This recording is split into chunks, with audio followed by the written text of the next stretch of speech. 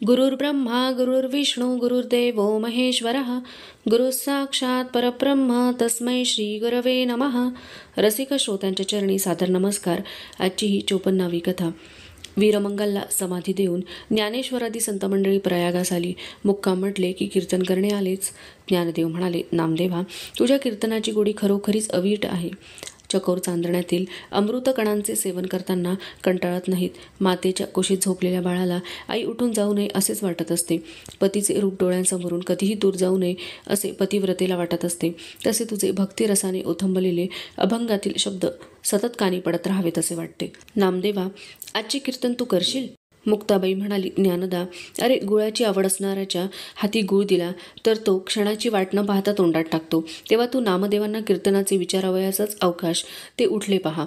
नामदेव म्हणाले, मुक्ता, तुला दुसऱ्याच्या मनातील गोष्ट समजू लागलेली दिसते. तू आता गुळाचा विषय काढला, मग गुळावरूनच सुरुवात करतो. नामदेव चिपळ्या घेऊन नाचू लागला. नरहरीने एकतारीची तार छेडली आणि नामदेवाने डोळे मिटून पंढरीनाथाला डोळ्यांसमोर आणले. नामदेव देहभाव विसरून डोलू गाऊ लागला. गुळ गोड न लगे म्हणावा, तैसा देवा न लगे वानावा. ज्ञानदेवांनी मुक्ताकडे पाहिले. मुक्ताला आशय कळला. ती म्हणाली, ज्ञानदा, नामदेवांचा अधिकारच तसा आहे. त्यांच्यावर पंढरीनाथांची कृपा आहे. नामदेव म्हणाले, सेवी तोची चवी जाणे, येरा सांगता लाजिरवाणे. ज्ञानदेव म्हणाले, वाह वाह नामदेवा, खरोखरी तू तर एक. नामदेव म्हणाले, ज्ञानदेवा, मुक्ता, आवडले ना, मान्य झाले ना, म्हणजे देवाला पावले. तर आता पुढे ऐका. नामा म्हणे या खुणा, तुम्ही ओळखा पंढरी राणा. नामदेवाचे कीर्तन बहारीचे झाले. मुक्ताच्या डोळ्यात पाणी उभे राहिले. भक्तिभावाचा तेथे पूर लोटला आणि सर्व संत मंडळी त्यात बुडून गेली. त्रिवेणी संगमावर स्नान झाले. भारद्वाज ऋषींच्या आश्रमाचे दर्शन झाले. मंडळी काशी क्षेत्री निघाली. मणिकर्णिकेच्या घाटावर एक भव्य सभामंडप उभा केलेला होता. किनखापी कापडांनी व झालरींनी तो उत्तम प्रकारे सजवलेला होता. फुलांच्या माळा सोडलेल्या होत्या. सडे रांगोळ्या घालून भूमी सुशोभित केली होती. सूर्य चंद्र चिन्हांकित जरी किनारीचा भगवा ध्वज उंच फडकत होता. सभा मंडपाच्या मध्यभागी एक यज्ञवेदी होती. तिच्या भोवती अनेक ब्राह्मण बसले असून त्यांच्याजवळ विविध हवन द्रव्यांनी भरलेली भांडी होती. तूप, जव, तांदूळ, भात, तीळ, सातू यांशिवाय अनेक प्रकारच्या समिधा होत्या. मंत्रघोष चालू होता. वेगवेगळ्या देवतांची नावे घेतली जात होती व स्वाहाकार म्हणून हवन द्रव्य भस्म होत होते. वैदिक पुराणिक शास्त्री यांची तेथे अगदी गडबड उडून गेली होती. यज्ञवेदीपासून थोडे बाजूला एक व्यासपीठ होते. तेथे प्रतिष्ठित व प्रमुख व्यक्ती बसल्या होत्या. यांच्यामध्ये कानाला लागून काही चर्चा होऊ पाहत होती, पण निर्णय पक्का होत नव्हता. इतक्यात मंत्रघोष थांबला. हवन करणाऱ्यांचे हात मागे आले. पूर्णाहुतीची वेळ आली होती. अग्रपूजेचा मान कोणाला द्यावा हा प्रश्न सुटत नव्हता. सदाशिवशास्त्री प्रमुख होते. त्यांना वाटे हा मान आपल्याला मिळावा. त्या ठिकाणी आणखीनही काही वयोवृद्ध ज्ञानवृद्ध बसले होते, पण कोणीही दुसऱ्याचे नाव सुचवायचे सोडून स्वतःचेच नाव कसे पुढे येईल यांचाच प्रयत्न होत होता. त्यामुळे या रस्सीखेचीचा निर्णय होईना. शेवटी सर्वानुमते असे ठरले की एका हस्तिनीच्या सोंडेत माळ द्यावी व तिला मोकळी सोडावी. ती ज्याला माळ घालेल त्याला हा मान द्यावा. झाले. जे ठरले ते अंमलात आणायला काय वेळ लागणार होता, कारण सदाशिवशास्त्रींनी एक हस्तिनी आधीच आणून ठेवली होती. अग्रपूजेचा मान मिळालेल्या व्यक्तीला या हस्तिनीवरून मिरवून आणावयाचे असे ठरले होते. त्यामुळे आणलेली हस्तिनी शुभशकुनाची होती. हस्तिनीची पूजा झाली. तिच्या सोंडेत माळ दिली. हस्तिनी माळ सोंडेत धरून फिरू लागली. सभामंडपातून फिरून झाल्यावर हस्तिनी सभामंडपातून बाहेर पडली. तेव्हा तेथील सर्व वेदवेत्ते शास्त्री यांच्या चेहऱ्यावर नाराजी पसरली. सदाशिवशास्त्री व आणखी 4-5 विद्वान मंडळी हस्तिनीच्या मागोमाग जाऊ लागले. न जाणो एखाद्या वेळेला हस्तिनी वळून आपल्याच गळ्यात माळ घालीन. हस्तिनी रस्ता चालत होती. काशी नगरातील जनता स्वतःच्या घरातील दरवाजातून माड्यांवरील गवाक्षातून हा प्रकार पाहत होती. हस्तिनी काशीच्या वेशीकडे निघाली. शास्त्री मंडळींना आता वाटू लागले की ही आता आणखीन किती लांब जाणार आहे. हिला असा नेमका कोणता मनुष्य माहीत आहे की त्याच्या रोखाने ती चालत आहे. हस्तिनी वेशीपाशी थांबली. विठ्ठल विठ्ठल विठ्ठल विठ्ठल विठ्ठल नामाच्या घोषामध्ये पंढरपुराहून निघालेल्या ज्ञानदेवादी संतांनी वेशीतून प्रवेश केला. विठ्ठल नामाचा गजर व टाळ चिपळ्यांचा ताल या नादात पावले पडत होती. सर्व भजनात रंगून गेली होती. त्यामुळे समोर हत्तीण असून तिच्या मागे मोठा जनसमुदाय आहे याची या संत मंडळींना कल्पनाच नव्हती. हस्तिनीपासून संत जथा 20-1 फुटांवर आला तेव्हा सदाशिवशास्त्री ओरडले, हो हो, अहो मंडळी, थांबा थांबा व पुढे पहा. थांबा थांबा. पुढे नामदेव होता. कसला तरी गलका झाला म्हणून नामदेवाने डोळे उघडले. त्याला समोरचे दृश्य दिसले आणि सर्वजण थांबले व भजनही बंद केले आणि हस्तिनी पुढे चालू लागली. सदाशिव शास्त्री ओरडले, बाजूला व्हा, बाजूला व्हा, हस्तिनीला पुढे जावयाचे आहे. नामदेव, क्षमस्व भूदेव, आम्ही होतो बाजूला, जाऊ द्या तुमच्या हस्तिनीला. सर्वजण हस्तिनीची वाट मोकळी करून देण्यासाठी रस्त्याच्या दोन्ही बाजूला झाले, पण हस्तिनी मोकळ्या रस्त्याने न जाता पुन्हा संतांच्या जथ्याच शिरू लागली. सदाशिव शास्त्री लोकांना बाजूला करण्यासाठी ओरडले होते. संत मंडळी सदाशिव शास्त्री सांगतील तसे बाजूला होत होती, पण हस्तिनी त्याच गर्दीत शिरत होती. हस्तिनीने ज्ञानदेवांच्याकडे मोर्चा वळवला. सदाशिव शास्त्री ओरडले, अरे पोरा, पळ पळ, बाजूला हो, बाजूला हो. पण ज्ञानदेव बाजूला झाले नाहीत आणि हस्तिनीने त्यांच्या गळ्यात हार घातला. सदाशिव शास्त्री चडफडत पुढे आले. त्यांनी ज्ञानदेवांच्या गळ्यातील हार काढून घेतला व ते ओरडले, तुला बाजूला हो म्हटले तर तू तसाच हस्तिनीच्या समोर उभा. ज्ञानदेव म्हणाले, क्षमस्व भूदेव, पण मी हस्तिनीच्या समोर आले नसून हस्तिनीच माझ्या समोर आली व तिने माळ घातली. सदाशिव शास्त्री म्हणाले, तुला माहीत आहे ही माळ कशासाठी आहे ती? ज्ञानदेव म्हणाले, भूदेव, मला कसे माहीत असणार? आपण ज्या अर्थी या हस्तिनीच्या बरोबर आहात तेव्हा आपणालाच ते माहीत असणार. सदाशिव शास्त्री म्हणाले, पोरा, ही माळ सर्वश्रेष्ठ ज्ञानी अशा माणसांच्या गळ्यात घालावी की ज्याला अग्रपूजेचा मान दिला जाऊन मणिकर्णिकेच्या घाटावर चाललेल्या यज्ञामध्ये त्यांच्या हस्ते पूर्णाहुती व्हावयाची आहे. आलं ना लक्षात आता? मग हो बाजूला आणि जाऊ दे हस्तिनीला पुढे. सदाशिव शास्त्रींनी सर्वांना बाजूला केले. पुन्हा हस्तिनीच्या सोंडेत माळ दिली. हस्तिनी चालू लागली व तिने सर्व गर्दीतून ज्ञानदेवांना शोधून त्यांच्याच गळ्यात माळ घातली.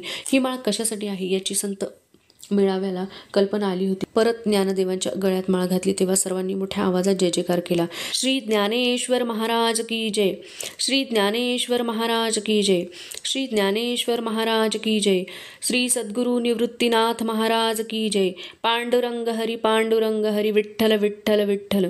सदाशिव शास्त्री ज्ञानदेवांचे नाव ऐकून अवाक झाले. पैठणात रेड्यामुखी वेद वदवणारी संन्याशाची मुले हीच की काय? सदाशिव शास्त्रींना कल्पना नव्हती की इतक्या साधेपणाने व शांतपणे ज्ञानसागर ज्ञानदेव असे अवचितपणे आपणापुढे येतील. ज्ञानदेवांच्या साध्या स्वरूपाकडे पाहून सदाशिव शास्त्रींना स्वतःच्या अंगावरील भरजरी कपड्यांची लाज वाटू लागली. ओळख नसल्यामुळे आपणाकडून झालेल्या ज्ञानदेवांच्या उपमर्दतेची त्यांना खंत वाटू लागली. शर्मेने ते अर्धमेले झाले. झटकन वाकून त्यांनी ज्ञानदेवांच्या पायी साष्टांग दंडवत घातला व दीनस्वरात ते म्हणाले, क्षमस्व श्री ज्ञानेश्वर महाराज, क्षमस्व. ज्ञानदेव बाजूला होत व त्यांना उठवत म्हणाले, भूदेव, हे काय करता आपण? आपणांसारख्या वयोवृद्धांनी असे लहानांच्या पाया पडणे हे तर धर्माविरुद्ध आहे. ज्ञानदेवांनी गळ्यातील हार काढण्यासाठी हात माळेपाशी नेला. तो सदाशिव शास्त्री म्हणाले, नका नका, काढू नका ही माळ. माझी चूक झाली. या माळेला तर आता योग्य स्थान मिळाले आहे. ती तेथे शोभून दिसते.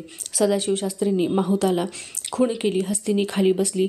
नंतर ज्ञानदेवांना सदाशिव शास्त्रींनी हस्तिनीच्या अंबारीत बसण्याची विनंती केली. स्वतःची इच्छा नसतानाही लोकाग्रहास्त श्री ज्ञानदेव महाराज अंबारीत बसले. त्यांच्याजवळ मुक्ताही बसली. हस्तिनीने वाजत गाजत सभामंडपात प्रवेश केला. सर्वांनी ज्ञानदेवादी भावंडांचे व सर्व संत मंडळींचे उत्तम प्रकारे स्वागत केले. त्यानंतर ज्ञानदेवादी भावंडांना मंगलस्नाने घालण्यात आली. उत्तम वस्त्रे देण्यात आली. श्री ज्ञानेश्वर महाराजांची पाद्यपूजा केली गेली. त्यांच्या हस्ते पूर्णाहुती झाली. प्रत्यक्ष भगवान श्री शंकर प्रसन्न झाले. त्यांनी पूर्णाहुतीचा स्वीकार केला. ज्ञानदेवादी भावंडांना मानपत्र देण्यात आले. सर्वांची काशीतून हत्तीवरून मिरवणूक काढण्यात आली. लोकाग्रहास्तव ज्ञानदेवांनी हा सोहळा करून घेतला. महाप्रसादाचे जेवण झाले आणि श्री ज्ञानदेवादी भावंडांचे व सर्व संत मंडळींचे काशीकरांनी दर्शन घेतले व सर्वांचा जय जयकार करून आनंद व्यक्त केला. सर्व संत मंडळींनी काशीतील विश्वेश्वरांचे दर्शन घेतले. ज्ञानदेव विश्वेश्वराचे दर्शन घेऊ लागले तेव्हा स्वतः विश्वेश्वर ज्ञानदेवाच्या भेटीसाठी सगुण रूप धारण करून आले. विश्वेश्वर तेजो रूपाने अवतीर्ण झाल्याने सर्व गाभारा दिव्य प्रकाशाने भरून गेला. सर्व संत मंडळी व त्यावेळी असलेल्या सर्व शास्त्री विद्वानांनी व नागरिकांनी भगवंताच्या या दिव्य तेजाचे दर्शन घेतले. यावरून श्री ज्ञानदेवांचा अधिकारही सर्वांच्या लक्षात आला. सर्वांनी श्री विश्वेश्वराच्या तेजोरूपाला साष्टांग दंडवत घातले. प्रकाश लोपला. सर्वांनी श्री ज्ञानदेवांचा जय जयकार केला. श्री सद्गुरु निवृत्तीनाथ महाराज की जय, श्री ज्ञानेश्वर महाराज की जय. संतांचा मेळा विठ्ठल नामाच्या गजरात मार्ग आक्रमित होता. टाळ चिपळ्यांच्या तालात पावले पडत होती. भगव्या पताका फडफडत होत्या. दिल्लीच्या महाद्वाराजवळ सर्व मंडळी आली. मुसलमान पहारेकऱ्यांनी भाले आडवे घातले. संत मंडळी थबकली. आप लोग कौन है? मुसलमान पहारेकरांनी भगव्या ध्वजाकडे पाहत विचारले. आम्ही वारकरी आहोत, यात्रेकरू आहोत. काही न समजल्यामुळे त्यांनी पुन्हा प्रश्न केला. क्या कहा? कौन हो तुम लोग? दुसरा पहारेकरी म्हणाला, अरे याकूब, ऐसे क्या कहते हो? आप लोग जैसे हाज को जाते हैं ऐसे ही ये लोग भगवान के दर्शन करने के लिए घूमते हैं. जाने दो इन लोगों को. आणि पहारेकऱ्यांनी भाले बाजूला केले. विठ्ठलाच्या गजरात संत मंडळींनी हस्तिनापुरात उर्फ दिल्लीत प्रवेश केला. संत मंडळींनी एका देवळाच्या ओरीत मुक्काम केला. सामान सुमानाच्या पडशा एका बाजूला लावून सर्वजण देवळासमोरील पटांगणात बसली. मुक्काम म्हटले की कीर्तन आलेच. कोठे नरहरी सोनार, चोखामेळा, सावतामाळी, गोरा कुंभार, विसोबा, ज्ञानदेव, सोपान, मुक्ता यांची प्रवचने कीर्तनी होत.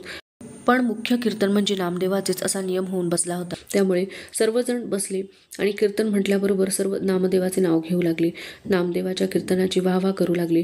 कोणीतरी म्हणाले, नामदेवा, या हस्तिनापुरी तुझेच कीर्तन होऊ दे. दिल्लीच्या बादशहाला भक्तीचा महिमा कळू दे. त्यांच्या कानांवर विठ्ठलाचे नाम गेले पाहिजे. आणि सर्वांनी आग्रह केल्यावर नामदेव कीर्तनाला उभा राहिला. विठ्ठल नामाचे तालात भजन करीत नामदेव चिपळ्या वाजवून नाचू लागला. हळूहळू सभोवती माणसे जमू लागली. थोड्याच वेळाने तेथे खूपच गर्दी जमली. नामदेवाने कीर्तनाला सुरुवात केली. अभंगाच्या ओळी ओठातून निघाल्या. देह जावो अथवा राहो, पांडुरंगी दृढ भावो. सर्वांनी माना डोलावल्या. नामदेवाच्या मुखातून भक्तिगंगा वाहू लागली. चरण न सोडी सर्वथा, तुझी आण पंढरीनाथा. आणि प्रत्यक्षात मात्र पांडुरंगाचे चरण सोडून नामदेव खूप दूर आला होता याची त्याला जाणीव झाली. नामदेवाचा कंठ दाटून आला. डोळ्यात आसवे भरून आली. वदनी तुझे मंगल नाम, हृदयी अखंडित प्रेम. सर्व संतांनी एकमेकांकडे पाहिले. नामदेवाच्या भक्तीची आर्तता सर्वांच्या लक्षात आली. सर्वांची हृदय हेलावून गेली. नामा म्हणे केशव राजा, केला नेम चालवी माझा. नामदेवाच्या मनात हुरहुर निर्माण झाली. चरण न सोडी सर्वथा असे आपण म्हणून प्रत्यक्षात मात्र पंढरपुरापासून खूपच लांब आलो आहोत. आज कित्येक दिवस पांडुरंगाचे दर्शन नाही. नामदेवाच्या डोळ्यातून भक्ती प्रेमरस वाहू लागला. नामदेव चिपळ्यांच्या तालावर नाचण्यात देहभान विसरून गेला व त्याच्याबरोबर सर्व संत मंडळी नाम गजरात सामील झाली. पण काही वेळातच रंगात आलेल्या कीर्तनाचा बेरंग झाला. घोड्याच्या टापाजवळ आल्या. मुसलमान सैनिकांनी जमावाला वेढा दिला. जलालुद्दीन खिलजी या दिल्लीच्या बादशहाचा सुभेदार अलाउद्दीन खिलजी जातीने तेथे हजर झाला होता. विठ्ठल नामाच्या भजनात देहभान विसरून नाचणाऱ्या या संत मंडळींना पाहून तो ओरडला होता आणि त्यामुळे सर्वजण एकदम शांत झाले होते. ठहर जाओ, बंद करो ये जल्लोष, क्या तमाशा लगा रखा है, आप लोग चुप हो जाओ. कशासाठी ही ओरडाओरडी चालली होती व आपले काय चुकले हे संत मंडळींना कळेना. सभोवतालच्या नागरिकांपैकी हिंदू व मुसलमान लोकांनी अल्लाउद्दीनला सर्व समजावले. संतांची माहिती दिली व कीर्तन चालल्याचे सांगितले. त्यावर अल्लाउद्दीनने विचारले, ये अब क्या गा रहे थे. लोकांनी त्याला अभंगाच्या ओळी व त्याचा अर्थ समजावून सांगितला. अभंगाचा अर्थ ऐकून खिलजीला खिजवल्यासारखे झाले. या गर्दीच्या बाजूला एक गाय चरत होती. खिलजीचे लक्ष तिच्याकडे गेले. त्याने गायीला धरून आणण्यास एका शिपायाला सांगितले व तो नामदेवला उद्देशून म्हणाला, हम सुना है कि आप मुर्दे को जिंदा करते हैं, तो फिर हमें ये भी देखना है कि आप इस गौ को कैसे जिंदा करते हैं. असे म्हणून कोणाच्याही लक्षात येण्यापूर्वी खिलजीने तलवार चालवून गायीचे शिर धडावेगळे केले व नामदेवाला म्हणाला, बोलो, इसे जिंदा करने के लिए कितने दिन लेंगे. नामदेवावर हा आकस्मित आघात झाला. हर हर, जे होऊ नये ते झाले व पाहू नये ते पाहावे लागत आहे. एका गोमातेची हत्या डोळ्यांसमोर घडली होती. नामदेवाला उत्तर देण्यावाचून दुसरा मार्ग नव्हता. त्याला काही सुचत नव्हते. अभावितपणे त्याच्या तोंडून शब्द गेले. 3 दिवस लागतील. नामदेवाला वाटले सुटका करून घ्यावी, काही बोलावे म्हणजे यवन निघून जाईल व पुढे काय करावायचे ते पाहता येईल. पण या उत्तरामुळे पुढचा प्रकार तर त्याहून भयंकर झाला. अल्लाउद्दीनने सर्व संत मेळ्याला वेढा देऊन सक्त पहारा ठेवला व ताकीद दिली की जोपर्यंत गाय जिवंत होत नाही तोपर्यंत कोणालाही सोडता येणार नाही. आणि अल्लाउद्दीन जसा आला तसा झपाट्याने निघून गेला. काही पळांपूर्वी नामदेवाच्या चेहऱ्यावर असलेले भक्तिभाव आता लोपलेले होते. त्याचा चेहरा थोडा भयभीत व पुष्कळसा चिंताक्रांत झाला होता. तसेच त्याच्या ठिकाणी करुणा व दीनता आली होती. नामदेव म्हणाला, ज्ञानदेवा, अरे काय रे झाले हे असे. फार फार मोठे संकट उभे राहिले. आता यातून कोण पार पाडणार. ज्ञानदेवांचा चेहरा शांत होता. ते नामदेवाला म्हणाले, नामदेवा शांत हो. पांडुरंगाची जशी इच्छा असते तसेच घडते व त्यातून मार्ग काढणाराही पांडुरंगच आहे. आपले काम एवढेच की आपण त्याचे नाम घेत राहून हा भार त्याच्यावर टाकायचा. नामदेवाने मान हलवली. विठ्ठलाच्या नामाचा गजर सुरू झाला. विठ्ठल विठ्ठल विठ्ठल विठ्ठल. नामदेवाच्या मुखातून निघणाऱ्या आळवणीच्या शब्दातून नामदेव म्हणत होता, गात होता, धावा करीत होता पांडुरंगाचा. विठ्ठला, तुला सोडून आलो ही माझी फार मोठी चूक झाली. त्याची तू मला चांगली शिक्षा दिलीस. देह जावो अथवा राहू या माझ्या शब्दाची तू परीक्षाच पाहण्याचे ठरवले आहेस असे दिसते. माझा तुझ्या ठिकाणी असलेला भाव किती दृढ आहे हे तुला पाहायचे आहे, म्हणून तू ही माया रचलीस काय? पण देवा, आपण मला क्षमा करा. एका गाईचा वध करून आपण हे पाप माझ्याकडून करून घेतल्याप्रमाणे आपण माझी परीक्षा पाहत आहात. पण त्यापेक्षा त्या यवनाने ती तलवार माझे शिरावर चालवली असती तरी चालले असते. नामदेव त्या मृत गायीकडे पाही व आर्ततेने पांडुरंगाला हाक मारी, म्हणे, देवा, हे संकट तूच आणलेस तेव्हा याचे निवारणही तूच करणार आहेस. तुझ्याशिवाय आम्हाला कोण आहे? तूच आमची माता आहेस. बालकाने आईजवळ हट्ट करावायचा असतो, तसेच तू आमचा पिताही आहेस, तेव्हा तूच आमचा रक्षण करताही आहेस. तेव्हा पांडुरंगा, आता आमचेवर प्रसन्न हो. लवकर वेगाने ये, धावून ये. कुठे थांबू नकोस, कुठे गुंतू नकोस. अरे, तुझी लेकरे येथे अडकून पडली आहेत. तुला आमचा आर्तस्वर कसा ऐकू येईना? नामदेवाचा धावा चालू होता. संत मंडळी विठ्ठल नामाचे भजन चालू होते. सूर्याची गती चालू होती. काळ पुढे पळत होता. तो कोणासाठीही थांबायला तयार नव्हता. पण संत मेळ्यातील परिस्थितीत फरक पडत नव्हता. गाय समोर मरून पडली होती, त्यामुळे लोकांनी अन्न आणून दिले असले तरी कोणीही त्याला स्पर्श करीत नव्हते आणि पाण्यालाही कोणी शिवत नव्हते. अन्न व पाणी यांच्या विना सर्वांचे चेहरे म्लान झाले. घशाला कोरड पडली. नामघोषाचा स्वर बराच खाली गेला. 3 दिवस पूर्ण होण्याला अजून 2 घटकाच बाकी राहिल्या. नामदेव हळू आवाजात विठ्ठलाचे नाम घेत होता. चिपळ्या वाजवण्यास हातात जोर नव्हता. नामदेव गायीजवळ गेला. बाजूला झालेले तिचे शिर नामदेवाने दडाला आणून चिकटवून ठेवले. गाय जिवंत झाल्यास कशी दिसेल याचा विचार करीत नामदेव विठ्ठलाचे नाम घेत होता. नामदेवाला एकदम ग्लानी आली. नामदेवाने गायीपुढेच डोके टेकवले. त्याच्या मिटल्या डोळ्यांसमोर पांडुरंगाची मूर्ती आली. ती मूर्ती नामदेवाकडे पाहून हसत होती. नामदेव पांडुरंगाशी बोलू लागला, देवा, हे काय? सर्व चराचराला व्यापून असलेल्या तुम्हाला येथे येण्याला इतका वेळ लागतो? आता आमचे प्राण जाण्याची वेळ आली आहे आणि तुम्ही आमची परीक्षा काय पाहता? देवा, पांडुरंग नामदेवाकडे हसत हसत पाहत म्हणाले, नामदेवा, तूच म्हणालास ना 3 दिवसात गाय जिवंत करीन म्हणून? नामदेव म्हणाले, देवा, अहो, त्या मुसलमानाची ब्याद टाळण्यासाठी काहीतरी बोलायचे म्हणून बोललो, म्हणून तेच खरे धरावयाचे काय? पांडुरंग म्हणाला, नामदेवा, अरे मला काय माहीत, मला वाटले तुला तेवढा दम आहे. मग मी विचार केला, आपणच कशाला गडबड करा. मला सुद्धा बाकीच्या भक्तांकडे धावाधाव करावीच लागते ना. मलाही खूप कामे आहेत. नामदेव देवाला हात जोडून म्हणतो, म्हणजे देवा, माझे नशीबच म्हणावयाचे की माझे तोंडून 3 दिवस निघून गेले. जर मी चुकून 1 महिना बोललो असू तर देवा, तू काय महिनाभर आला नसतास? पांडुरंग म्हणाला, अरे नामदेवा, असा रागवू नकोस. अरे तुला कसे समजत नाही? मी काय करणार? तुम्हीच तुमच्या संकल्पाने काय काय घडावे ते ठरवता ना. पांडुरंगाने ज्ञानदेवांकडे पाहिले. ज्ञानदेव हसले. नामदेव म्हणाला, मी काय संकल्प केला होता? आणि नामदेवाला अभंग आठवला. देह जावो अथवा राहो, पांडुरंगी दृढ भावो. पांडुरंग म्हणाला, नामदेवा, तुझा माझ्या ठिकाणी दृढ भाव आहे हे मला माहीत आहे, म्हणून मी धावत आलो. तू काही काळजी करू नकोस. असे म्हणून पांडुरंग अदृश्य झाले. इतक्यात घोड्याच्या टापांचा आवाज ऐकू आला.